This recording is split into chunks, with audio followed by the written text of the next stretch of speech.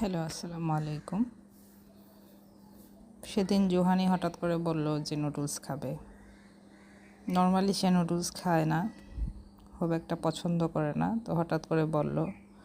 তো এমন একটা সময় বলল যে আমার ঘরে তখন ধনেপাতা, কাঁচামরিচ বা চিকেন কিছুই ছিল না। তারপর আমার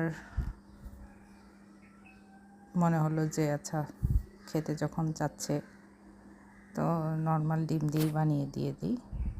পরে ডিম আর পেঁয়াজ ভেজে ভালো করে নুডলসটা ওকে বানিয়ে দিলাম। কিন্তু এই নুডলসে আসলে কাঁচামরিচ, ধনেপাতা, তারপরে গাজর, আরও একটু যে শীতের সিজনে যদি যে বাঁধাকপি বা ছোট ছোট করে ফুলকপি সিদ্ধ করে দেওয়া যায়, তখন ওইটা অনেক টেস্টি হয়ে যায়। তারপরে কিছু সস অ্যাড করলে একদম রেস্টুরেন্টের টেস্টের মতো মনে হয়। তো যেহেতু কিছু ছিল না, সো আমাকে একদম নর্মালভাবেই নুডলসটা মেক করতে হলো।